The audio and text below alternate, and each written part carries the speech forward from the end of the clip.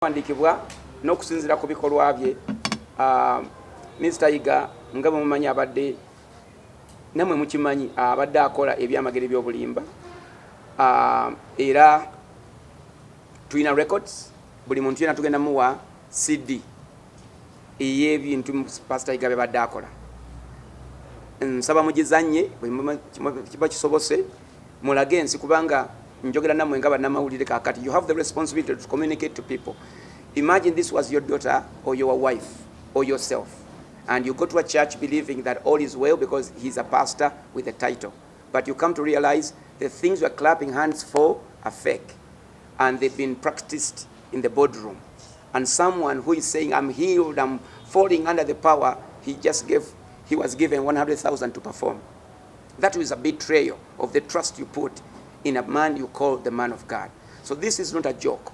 I'm not trying to make headlines here. This is not a joke. It's serious. So, sebo okusinzira ku nsonga eyo, olw'akatambika ogenda okulaba, olw'ebintu ebikoleddwa, olw'obujulizi obutali butono, n'obujulizi obumu nga buva ku mukyala we oba ku bantu b'amanyi ne mu kkanisa ye, ate nga biva mu production studios ezennyini.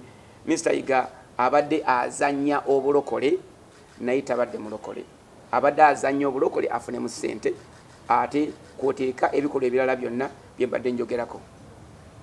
Nina enkolagana naye kubanga mbadde nz'omu kubaavaayo ne ŋŋamba nti waliwo ebintu by'okola ebirina okukyuka Mr. Yiga kubanga ozannya obulokole. Obulokole obuzannya buzanyi ate ebyamagero tebiriiyo ate n'abantu oba you are inflicting pain on people's lives. So mbadde sina nkolagana na Mr. Yiga naye mbadde manyi ku mirimu gy'akola egy'okuzannya obulokole naye nga si mulokole. Ekibuuzo kibuuzibwa nti olw'okuba mbadde sina butakkanya na Pastor Yiga afudde mu musonyiye, nze sina lutalo na Pastor Yiga, sina lutalo na basajja bafere.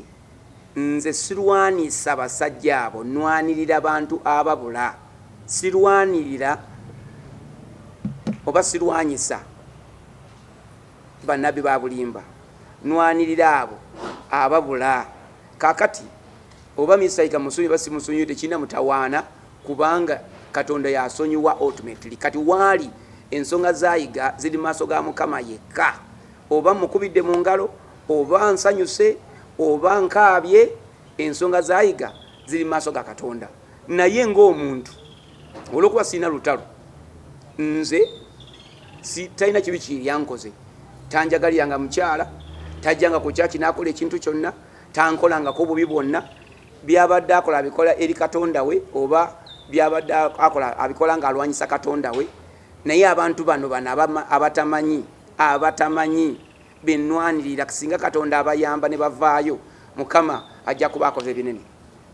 So for the record, olw'okuba sina nsonga na Yiga sina kumusonyiwa. Naye obanga waliwo akantu konna ke balowooza nti era obalwanyisa Yiga sina kumutawaana naye era mumusonyiye byonna byabadde akola, wekibanga ddala okusonyiwa kwange kwe kugenda omuyisa ku kali akagwa akasembayo. Mukama amusonyiwe Yiga. Church n'agamba nti musumba, taata wange abadde atambulira mu kkubo ddala, nze njagala kutambulira mu kkubo ddala, njagala kukyusaamu, njagala ntambulire ku mazima. Jengo ayanirizibwa wano ku Christian Life Church, nja mwaniriza muyigirize okubuulira enjiri ey'amazima, tumuyambe. Ekkanisa ejja kuba nga yeeyongera na bweyongezi kugejja, eyinza n'okukubizibwamu emirundi n'emirundi kubanga Katonda ajja kumuwa omukisa bw'aba ng'asobola okudda ku mazima. Naye tasobola kuŋŋamba nti ate muwagire ng'akyali ku musingi gwe gumu gw'abadde atambulizako nga taata we.